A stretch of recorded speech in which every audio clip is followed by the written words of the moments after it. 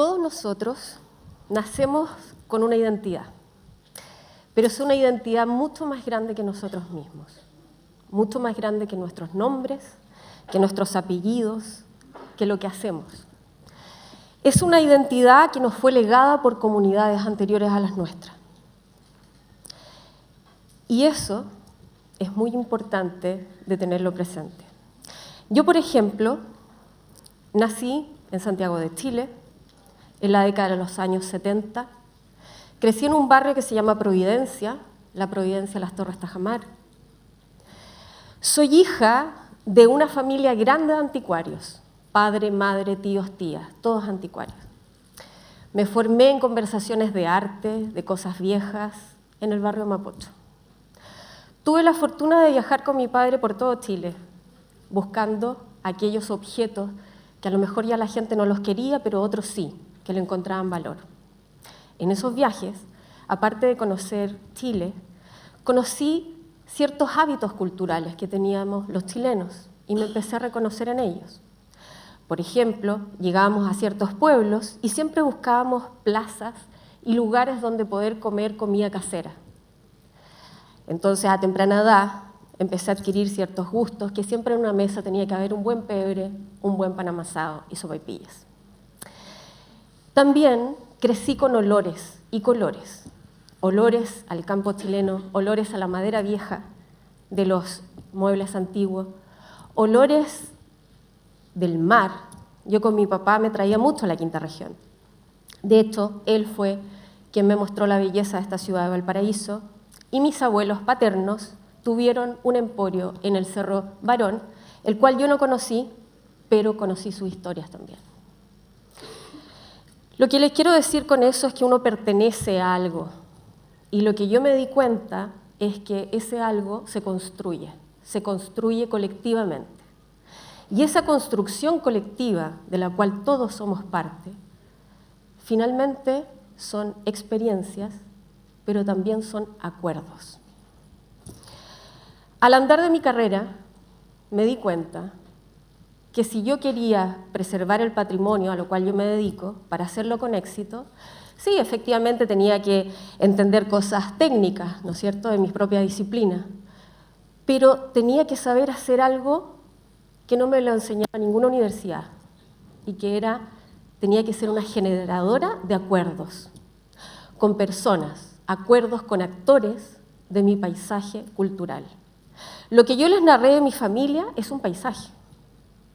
Es un paisaje donde hay cosas que están construidas, como los barrios, edificios, calles, pero también donde hay cosas intangibles, como los olores, los colores y tradiciones. Cuando me di cuenta que lo que había que generar son acuerdos, me di cuenta que tenía que aprender otros talentos, como por ejemplo, escuchar. Escuchar historias diferentes a las mías, aprender a adquirirlas y entenderlas.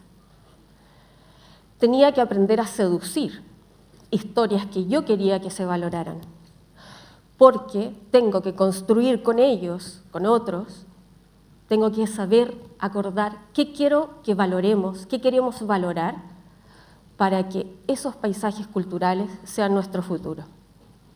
Entonces me di cuenta que había una dimensión del patrimonio que era la que a mí más me convocaba, y era la dimensión política del patrimonio cultural. ¿Qué quiero decir? Que finalmente la posibilidad y esta triada de pasado, presente, futuro tiene un componente social de una responsabilidad enorme, que a nadie debería dejar indiferente. Luego, al pasar de los años, también fui aprendiendo otras cosas, como, por ejemplo, el dinamismo social que implicaba en los paisajes culturales.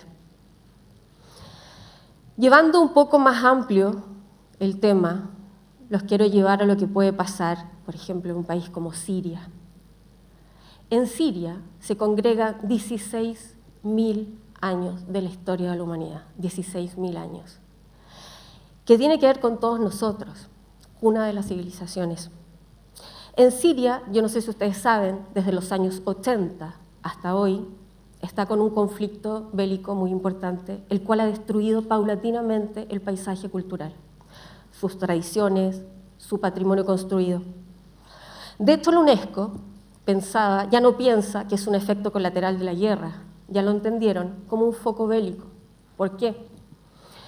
Porque destruir la identidad de las personas es lo peor que le puede pasar a los pueblos. Y piensen solamente un segundo, todos ustedes, lo que es no tener identidad. Piensen que a ustedes los despojen de sus hábitos culturales. Piensen en otros grupos más vulnerables incluso. Piensen en niñas y en niños, no solamente de Siria, ¿no es cierto?, de muchas otras partes, de países vecinos, que están creciendo y naciendo en lugares de tránsito, sin referentes, sin referencias. Piensen en los más grandes, en los abuelos, a los cuales se les despojó totalmente de todo, absolutamente de todo. Entonces, ¿por qué el patrimonio tiene una dimensión política? Porque tenemos que acordar cosas. Y el patrimonio también es movilidad, también son personas moviéndose. En esta región siempre festejamos a los migrantes que hicieron posible y forjaron nuestras ciudades, ingleses, alemanes, italianos. Pero nosotros también nos estamos moviendo. Por ejemplo, yo viví en México. Viví en una ciudad que se llama San Miguel de Allende, en el centro de México, una ciudad pequeña, una ciudad muy turística, colonial, preciosa. Yo aprendí ahí que era chilena, pero que estaba habitando un paisaje mexicano. Entonces, si bien tenía mis hábitos culturales chilenos, mi paisaje cultural ya no estaba conmigo. Y todos los días habitaba con mexicana, comía sus comidas, escuchaba su música, que me terminaron de gustar mucho las rancheras,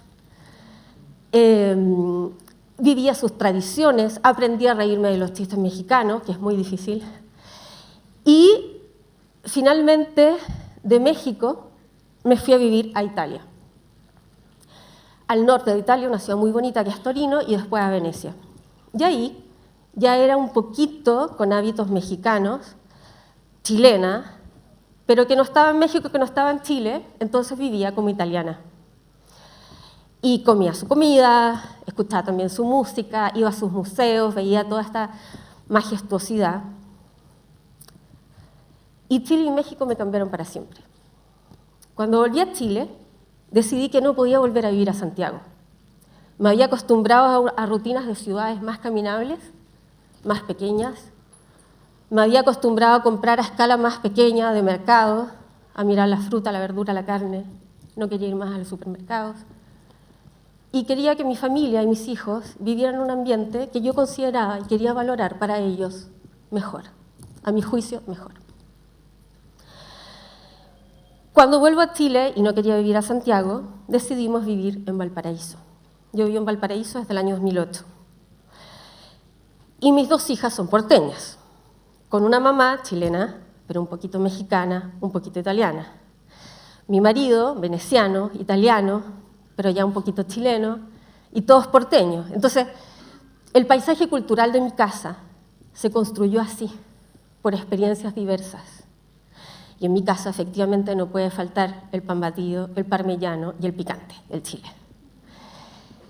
Entonces, ese paisaje cultural que sucede en mi casa, también sucede en Chile. Si vamos al centro de Santiago, si vamos a la calle Pedro Montt de acá, ¿qué vamos a encontrar? Nuevas sonoridades, música colombiana, venezolana, nuevos olores de nuestras comidas.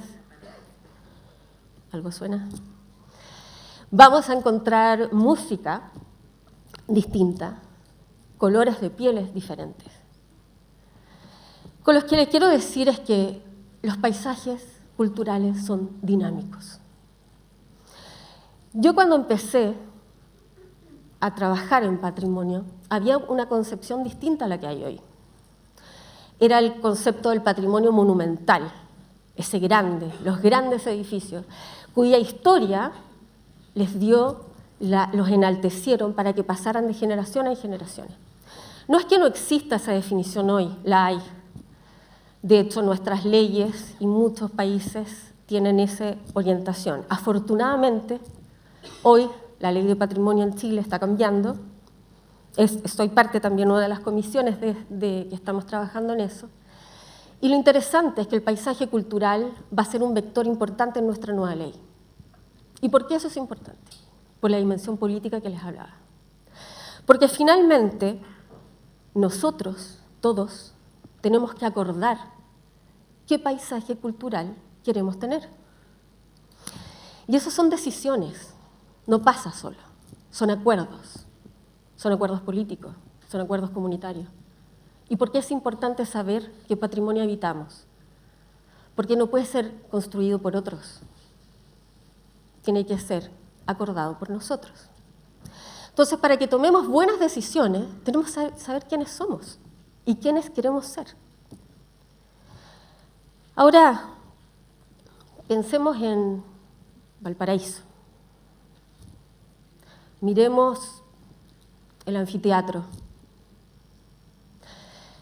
Yo no sé si todos saben, pero hoy día es momento de decisiones importantes en esta ciudad.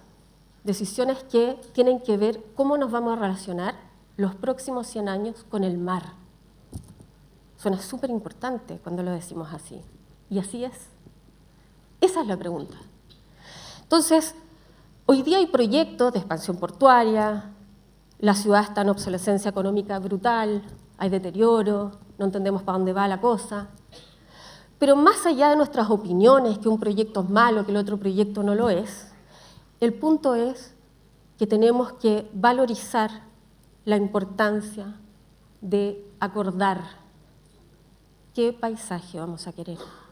Y por eso a mí me hace tanto sentido la descentralización, porque finalmente los únicos que podemos acordar eso son los que habitamos el paisaje cultural.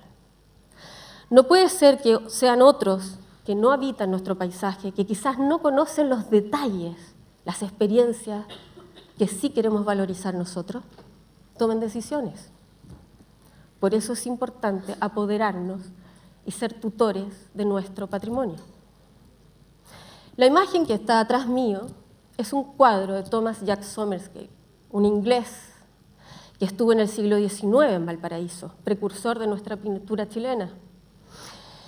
En este cuadro es el antiguo muelle de Valparaíso.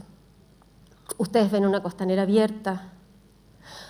Pues si se fijan bien, hay mujeres elegantes caminando, son mujeres inglesas con sus paraguas.